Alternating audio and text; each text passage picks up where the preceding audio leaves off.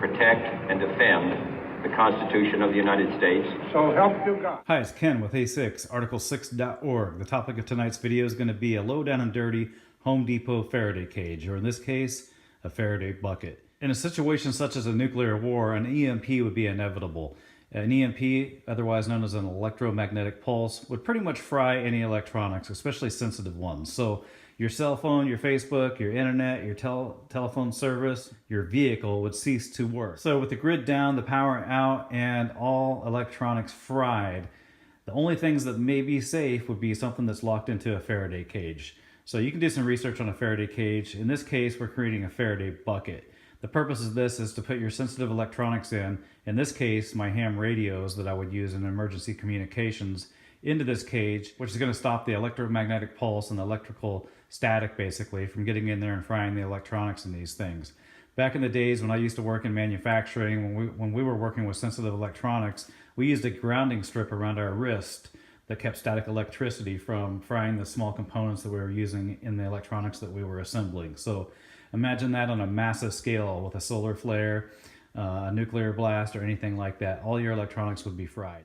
So to help prevent that, you're going to put the electronics in a Faraday cage, which is going to help to keep that static electricity off of them and make sure at the very least you at least have radio communications to communicate with your family members or to listen into emergency services. So what I have here is I have a little small galvanized aluminum or galvanized steel, it looks like, trash can. Got this from Home Depot. I don't remember how much it was. But it's pretty low down and dirty. I'm sure it wasn't too much. Basically what I have here wrapped around it now to help seal off any cracks in there is some aluminum tape. I got this from Home Depot also by a company named Nashua Trusted Tape Products. It looks like it is an aluminum foil tape, and it's pretty hardy and it works really well. So let's go ahead and peel this thing off and take a look in here.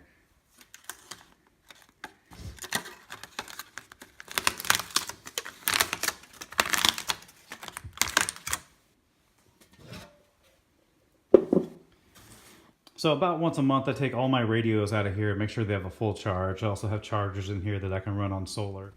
So what we've got on the inside is basically I just put cardboard on the bottom. And what the objective here is to make sure none of these electronics touch this steel. So when the static electricity hits this steel, this metal conductive surface, we want it to just stop at the steel and not penetrate any further. So the cardboard's going to help that. So I cut some cardboard on the bottom, and then I just cut some random cardboard to fit on the inside,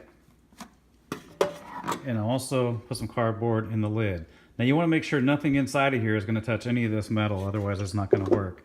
So once that's all said and done, just go ahead and put your equipment back in here, and once again making sure that nothing is touching any of the metal surface. You want it to be touching the cardboard. We'll go ahead and put the lid back on, and then we'll get our tape out. I like to go ahead and pre-tear the length that needs to go around this. And then I'll go ahead and peel back a little bit of this surface right here.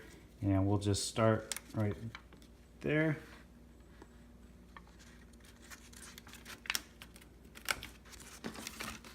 And then what makes it really easy, I have this little piece of paper here.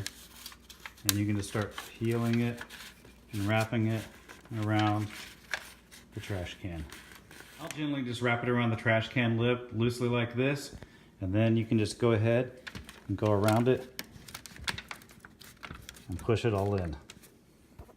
And there we have it. Just get yourself a good seal all the way around and your sensitive electronics should be safe in case of an EMP or a CME.